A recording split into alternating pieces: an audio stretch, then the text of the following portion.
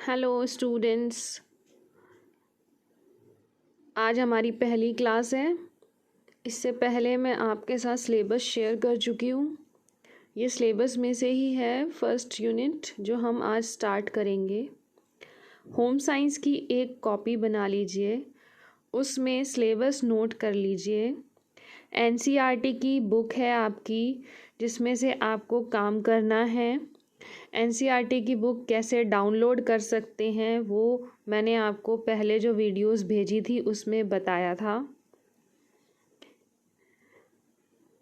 NCERT की book के अलावा आपने कहा है आपके पास प्रीमियर की हेल्प बुक है जो नए सिलेबस की आप ले सकते हो, लेकिन आपको एनसीईआरटी ही फॉलो करनी है। एनसीईआरटी आपकी मेन बुक है। कॉपी में सिलेबस इंडेक्स अच्छे से काम शुरू करेंगे। आज हम चैप्टर 1 शुरू कर रहे हैं। टोटल आपके सिलेबस में 13 चैप्टर हैं। ये है unit 1, all about home science. ठीक है, गृह विज्ञान के बारे में आपको इसमें पढ़ना है। आपको अपनी बुक का नाम पता होगा होम साइंस की, जो है वो है human ecology and family sciences, या हम कह सकते हैं हिंदी में मानव पारिस्थितिकी और परिवार विज्ञान।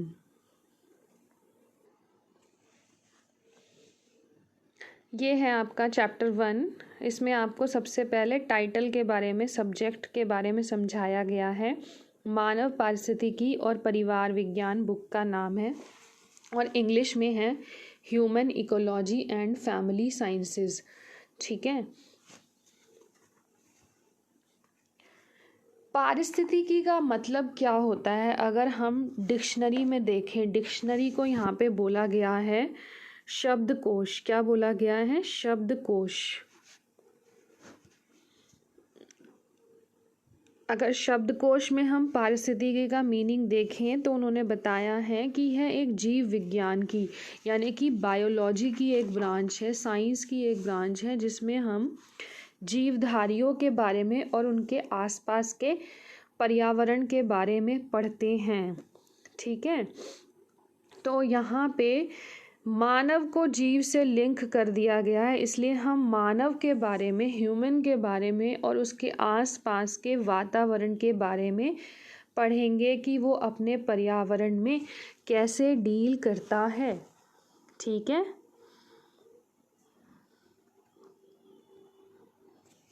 इस विषय के माध्यम से आप मानव पर्यावरण और उसके संबंध का अध्ययन करेंगे। अब परिवार विज्ञान क्या है, फैमिली साइंसेस क्या है?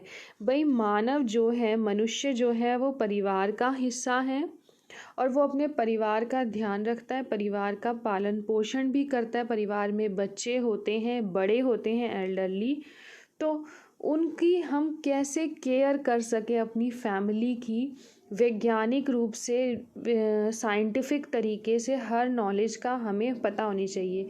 वो हम इसी सब्जेक्ट में, परिवार विज्ञान में ही सीखते हैं। तो इसलिए ये पूरा का पूरा जो आपकी बुक है वो है मानव पारिस्थितिकी, मनुष्य, उसके आसपास का वातावरण और परिवार विज्ञान की। परिवार में कैसे क्वालिटी आए, मानव के जीवन में कैसे क्वालिटी आए, उत्तम जीवन जीने के लिए जो भी वैज्ञानिक तरीके और नॉलेज हैं वो आप इस सब्जेक्ट में सीखेंगे। ठीक है, यहाँ पे ये भी बताया है व्यक्ति समाज की महत्वपूर्ण इकाई है, यानी कि परिवार। शिक्षण अधिगम प्रक्रिया का मतलब होता है टीचिंग लर्निंग एक्टिविटीज़।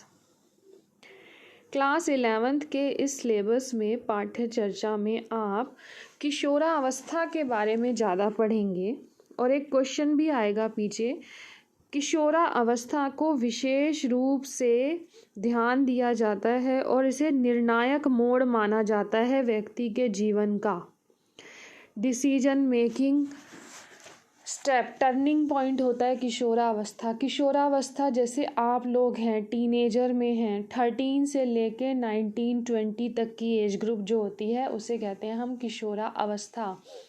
इसमें व्यक्ति के जीवन में बहुत से बदलाव होते हैं शारीरिक, मानसिक, सामाजिक रूप से जिस तरह की आदतें इस अवस्था में आ जाती हैं वो पूरी लाइफ चलती हैं।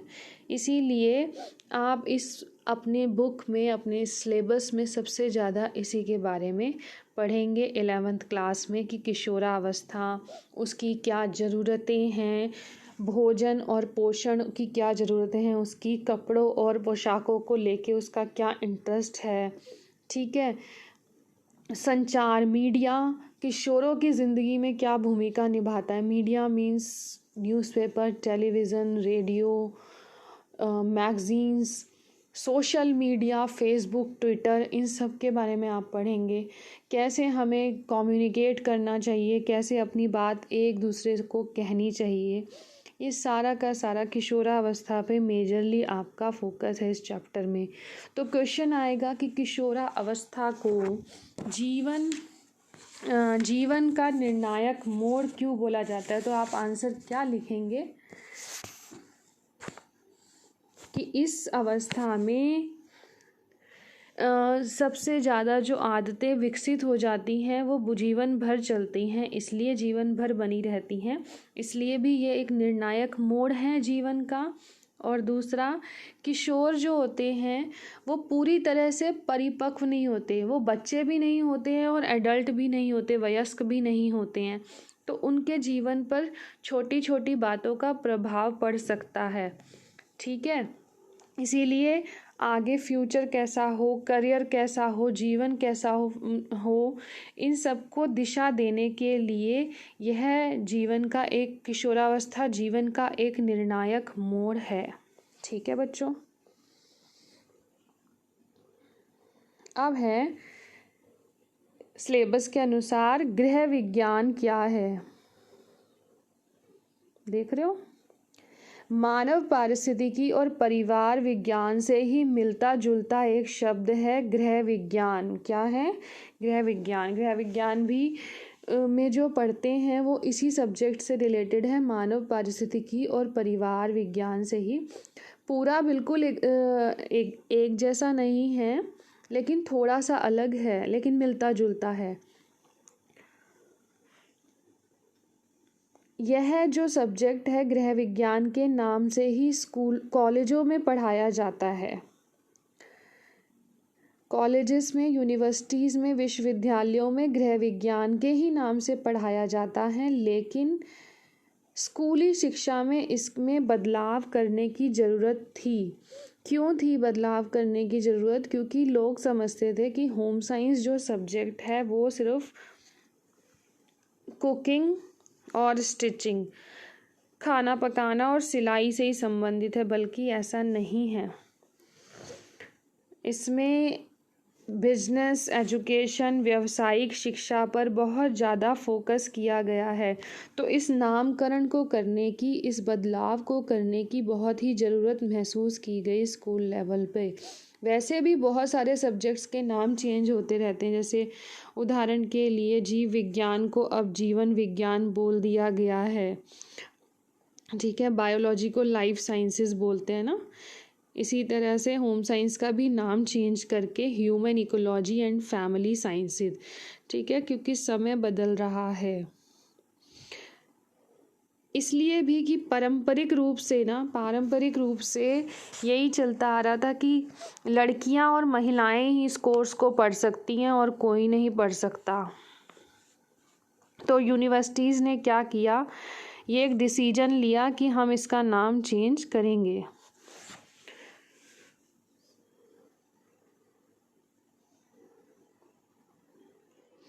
गृह विज्ञान का जो क्षेत्र है उसकी हिस्ट्री क्या है, उसके अलग अलग क्षेत्र क्या हैं।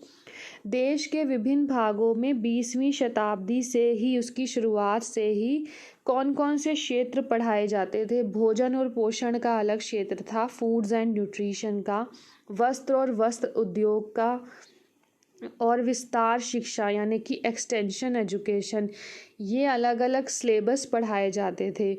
इन अलग अलग विषयों को 1932 में, 1932 में, यानी कि देश जब आज़ाद हुआ था 1947 में, उससे पहले ही गृह विज्ञान के अंदर ले आया गया था कि यह गृह विज्ञान के क्षेत्र कहलाए जाएंगे। और दिल्ली में महिला शिक्षा को, वुमेन एजुकेशन को बढ़ावा देने के लिए पहला कॉलेज की जो स्थापना की थी उसका नाम क्या था? Lady Irwin college. क्या नाम था? Lady Irwin college. यह ब्रिटिश राज में शुरू हुआ, भारत की स्वतंत्रता से पहले का कॉलेज था। यहाँ पर ना लड़कियाँ विद्यालय, पहले ऐसा था कि लड़कियाँ स्कूल बहुत ही कम जाती थी और ना उनकी हायर एजुकेशन के लिए, यानी कि 12th के बाद के लिए, 11th के बाद के लिए, स्कूल के बाद के लिए कोई भी इंस्टीट्यूट्स, कॉलेजेस नहीं थे। तो इस कॉलेज की स्थापना की गई। भारत के स्वतंत्रता आंदोलन में बहुत सी फेमस महिलाएं थीं, जैसे सरोजनी नायडू, राजकुमारी अमृत कौर, कमला देवी चट्टोपाध्याय। इन सब की पिक्चर्स आप अपनी कॉपी में लगाओगे, एक क्वेश्चन आएगा पीछे, नाम के साथ उनकी पिक्चर्स छोटी सी कटिंग प्रिंट आउट लगाओगे। जो अखिल भारतीय महिला सम्मेलन की दिग्गज मानी गई थी, इन्होंने लेडी इरविन कॉलेज की स्थापना की। उस समय भारत में लॉर्ड इरविन जो हैं ब्रिटिश वायसराय थे और उनकी पत्नी का नाम था लेडी डोरोथी इरविन। ठीक है। और इस कॉलेज की स्थापना करने के लिए उन्होंने अपना समर्थन दिया गया और उन्हीं के नाम पर कॉलेज का नाम क्या रखा गया? Lady Irwin college.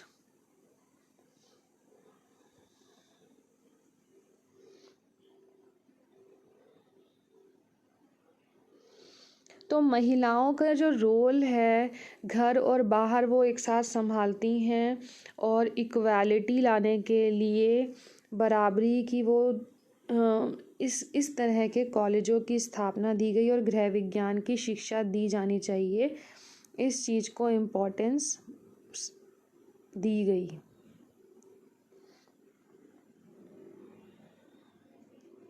और उन्होंने यह भी कहा कि घर और बाहर दोनों ही इम्पॉर्टेंट है। इस प्रकार गृह विज्ञान एक ऐसा विषय नहीं माना गया कि ये सिर्फ घर के बारे में हो, बल्कि इसे अंतर विषयक यानी कि इंटरडिसिप्लिन भी माना गया। क्यों? तो इससे हम इसमें पोषण, खाद्य एवं पोषण, क्लोथिंग, टेक्सटाइल्स, कपड़े उद्योग, इन सब के बारे में, मीडिया, एक्सटेंशन एजुकेशन, जर्नलिज्म, पत्रकारिता, इन सब के बारे में हम इसमें पढ़ते हैं। तो ये जो गृह विज्ञान का जो लेबल है ना, लोग फिर यही समझने लगे कि यह, जो लोग जानते नहीं थे गृह विज्ञान के बारे में या दूसरे अन्य विषयों से जुड़े हुए थे, कि यह सिर्फ पाक कलाओं यानी कि कुकिंग, कपड़े धोने और बच्चों की देखभाल से जुड़ा है। नहीं, ऐसा नहीं है।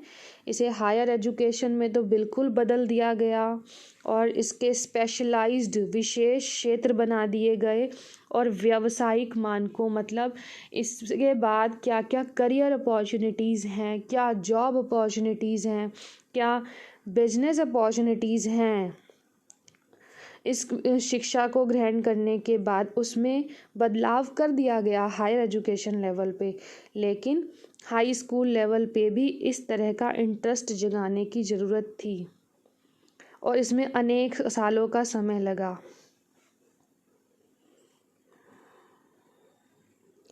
तो इसी तरह के कारण हैं कि एक क्वेश्चन पीछे आएगा, लड़के जो है ना ये विषय नहीं पढ़ते हैं और लड़कियां पढ़ती हैं, क्योंकि इस तरह का ना सोच हो गई थी कि भोजन पकाने और कपड़े धोने से रिलेटेड ये सब्जेक्ट है। बल्कि नहीं, ऐसा नहीं है।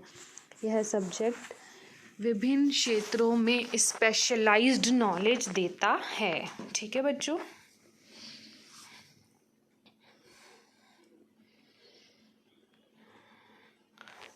बाकी ये बताया गया है कि जब तक आप ये पूरी बुक पढ़ोगे, लास्ट तक ख़त्म करोगे सिलेबस 11th के एंड तक, तब आपको समझ आ जाएगा कि होम साइंस कुकिंग और स्टिचिंग से रिलेटेड नहीं है, बल्कि उससे फार बेटर इसके विभिन्न क्षेत्र हैं, जैसे मानव विकास, भोजन पोषण, कपड़े और पोषक, इन सब की जानकारी इसमें दी गई है। ये क्वेश्चंस हैं। क्या आप गृह विज्ञान विषय के बारे में जानते हैं? हाँ नहीं में लिखना है। ठीक है। और आपको अपनी 5 सोच बतानी है जो आप सोचते हैं कि गृह विज्ञान से जुड़ी हुई हैं। और अगर साल के अंत तक अगर आप मानव पारिस्थितिकी और परिवार विज्ञान का अध्ययन करेंगे तो कौन से 5 क्षेत्र जो हैं इससे जोड़ेंगे। उन 5 क्षेत्रों के नाम मैंने अभी बताए, भोजन पोषण, मानव विकास, कपड़े पोशाकें, संचार और विस्तार, संसाधन प्रबंधन। ये 5 क्षेत्रों के नाम हैं। ठीक है बच्चों। उसके बाद ये क्वेश्चंस आपको करने हैं। मानव पारिस्थितिकी और परिवार विज्ञान समझाइए। किशोरावस्था जीवन का निर्णायक मोड़ कौन सा है। उन 4 महिलाओं के नाम बताइए जिन्होंने गृह विज्ञान विषय को कॉलेजों और इंस्टीट्यूट्स में इम्पोर्टेंस दी। ठीक।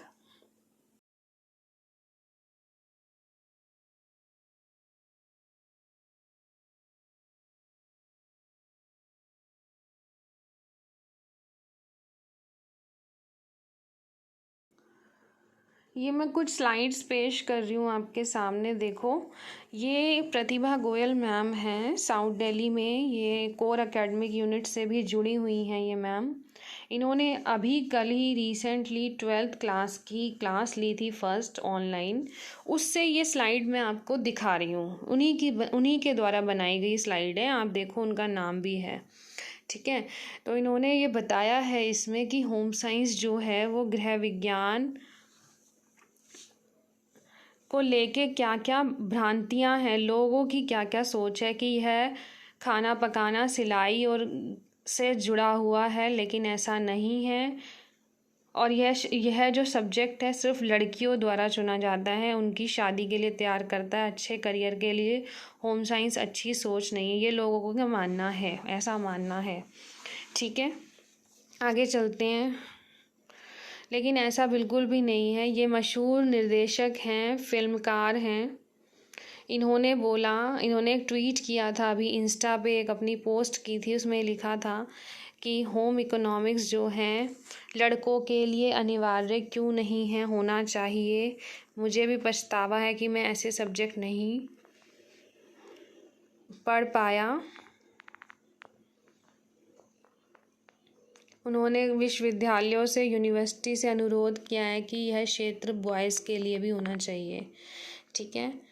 इसके अलावा यहाँ देखो, मैम ने पूछा है एक क्वेश्चन कि दिल्ली में जो कॉलेजेस हैं होम साइंस के, उनके नाम बताओ। ये बेटा आपके सामने है, लेडी इरविन कॉलेज के बारे में मैंने बताया अभी। ये एक और है, institute of home economics. Home science के ये 5 क्षेत्र और स्कोप ऑफ होम साइंस की, इन 5 क्षेत्रों को पढ़ के हायर एजुकेशन में, उच्च शिक्षा में आपके पास क्या स्कोप है देख लीजिए। डाइटिशियन बनने का है, विशेषज्ञ, आहार विशेषज्ञ, नैदानिक पोषण विशेषज्ञ, फूड ब्लॉगर, शेफ़ बॉयज़ भी होते हैं, प्रोडक्शन मैनेजर, रिसर्च में आप जा सकते हैं, ह्यूमन डेवलपमेंट, शिशु केंद्र, काउंसलर, परामर्श दाता, सलाहकर्ता, नर्सरी स्कूल में teacher, special educator, fashion designer, visual merchandiser designer, footwear designer, textile designer, interior decorator, human resource manager, housekeeping, human resource consultants, journalist, जनसंचार प्रबंधन, रिसर्च, अनुसंधान, संचार और विस्तार। ठीक है। तो अब आप बताइए कि होम साइंस किसके बारे में है। पाक कला, स्टिचिंग, क्लीनिंग और चाइल्ड केयर, कुकिंग, सिलाई, खाना पकाना, साफ सफाई और बच्चों की देखभाल के बारे में, या इन 5 क्षेत्रों के बारे में, भोजन पोषण, मानव विकास, फैब्रिक एंड अपैरेल साइंस, वस्त्र एवं